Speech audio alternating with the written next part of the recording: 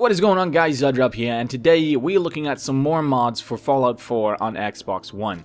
These mods are going to be focusing on things that are going to help you build or give you different areas to build in, as well as lots of different areas to explore, making it more fun to check out the Commonwealth. But without further ado, we will get right to it. The first mod is new and expandable areas, so this is going to make all the areas that you can normally build your settlements in, it's going to make them a lot bigger, and it's going to give you some new areas to do that in as well. So first you see we're at the sanctuary here, and apart from a little glitch that's making the border be up in the air, it seems to work pretty well. And the fact that it's up in the air kind of gives you a little bit of an advantage at some points. As you can see, you can place things here, and on the opposite side of the sanctuary we can see where it's up in the air, and I have no problem placing objects just slightly on the other side of the barrier. So works kind of cool. And you'll notice even over here where there is the bridge, we can place objects too. We can put a little barrier here. I'm not sure how far it came in the vanilla version, but anyways, you can see that the barrier is just a little bit more forgiving. The objects can clip through no problem, so you can make some nice defenses and stuff like that. So apart from getting bigger areas to building, we also get Vault 111, the exterior and the interior we're able to build and construct in, as well as Lynn Woods and Kellogg's house, to name a few. But as you can see, you get a nice big area to mess around with there. You get all your tools, and you can easily set up a bunch of new settlements with this mod. So really fun to mess around with and just explore and see what you can do, I think. Next, guys, right beside our Vault 111 where we started is Vault 111B. So this is a whole new vault that we can go into and explore. There's a story and tons of different things to check out, as well as an NPC that was meant to be someone that could be a companion. I believe his name is Gareth.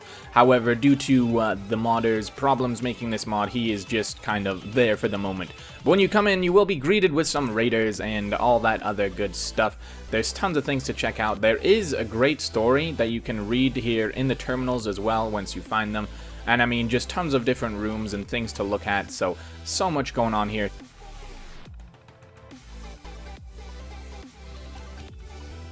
You can just see there's tons of different things to check out, lots of rooms, lots of stuff going on, and places you'll need to get keys to get into to see what is in there. Places you can pick the lock to get into and discover some ghouls and all sorts. I won't spoil too much more, but as you can tell, this was a really, really great mod.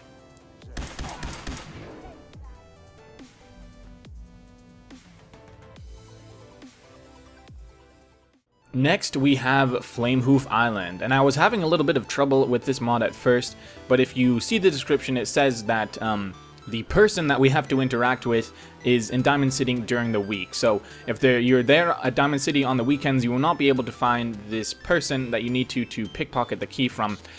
This mod is a little bit of an adventure, but eventually you will be able to find the Flamehoof Island. You just kind of have to do a little bit of working for it. So what I did to find this mysterious person was I just kept sleeping until the next day, and eventually they just appeared right in front of me. The Flame Runner is there, and looking fairly stylish, got some cool gear on, but that's not what we're interested in. You just want to come behind and crouch, and you will be able to pickpocket, and you want to steal the key that is going to get you onto the ship that will take you to the island. So once you've gone ahead and gotten that key, you will want to head to Kingport Lighthouse, which is kind of at the far right of the map. It's a little bit of a trek from Diamond City, but I think it's fairly easy to find. And once you are there, you will see there may be some bad guys you need to kill, a couple zealots, no big deal. And once you've taken care of them, you just want to head down to the water. You'll see the ship there, and as long as everybody's dead there too, you can just jump on the boat. And if you have the key, you can't just come right here. You need the key to be able to do this, and then you can just go to Flamehoof Island. And then as soon as you get there, you'll see you're not in Kansas anymore. You're in a totally new location, there's nothing around you, and you are this mysterious island that is all yours, and you can do whatever you like on it. Earlier versions of this mod, you weren't able to craft. It was just kind of whatever was here was here. He has made a nice little area and filled the house out with all sorts of objects and stuff, but you can craft it yourself and put whatever you would like, if you would like to. And again, there is some more things to discover here. There's a bunker you can make it into if you know what you're doing. There's a fully stocked fridge with some delicious treats here. And of course, like I said, everything is in the house that kind of makes it look like a house. Got this nice robotic horse. That's cool. That's a nice touch. And of course you can just get rid and redo the whole place as you see fit if you would like. How about this rug? Get rid of that thing. Oh damn, that was a nice rug. This is the bunker you can get into if you find the key that is part of the Flamehoof mystery. And you know, you have this nice little back patio area for barbecues, and you can bring your friends and go swimming and all sorts. So really cool mod. Next, we have the ability to own Diamond City, and not the entire Diamond City itself, but you can own people's houses by perhaps murdering them in some cases, or other cases you can just share the property with them, which gives you rights to the children, so you can control them, as well as getting money from the vendors. If you kill someone that has a shop, then you can get an income as well. For some of them, like I said, you can just share, but others, when you come to purchase the property, you'll realize that you need to kill someone first. There are other ways around it, as you can see, but it seems like the easiest obviously would be to just take the person out, but that's completely up to you. So in some cases, like I said, you will just have to come over and kill the homeowner first, and then the house is all yours. So there's tons of different places you can do this with. If you would like to do some crafting there, then you just need to throw up the workbench, and then you can decorate it and customize it to your liking. Move this stuff over here. Open this place up a little bit. I think that's good. Use that footstool there. Get rid of this couch. Don't really need 3 couches, do you? Get a nice flag up here for some decoration. Yeah, there we go. That looks good, but you get the idea. There are tons of places. Almost every house, I think you can say, about 95% of the places in Diamond City you can own. So really cool if you're looking to get building.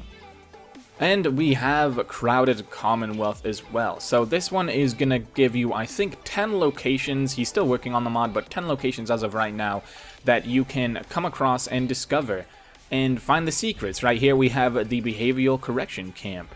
These poor children are being kept in a correction camp, being held against their will by some synths. Apparently this is terrible.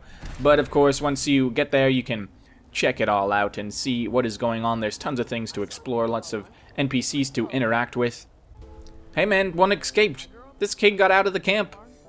There are tons of just different places you'll come across, obviously some being much more interesting than others and having more to do there, but I think it's just cool. This gives you sort of more reasons to go out exploring and seeing what is out there in the Commonwealth. I can't wait too to see what else this modder comes up with to give us some cool new locations and other places to check out.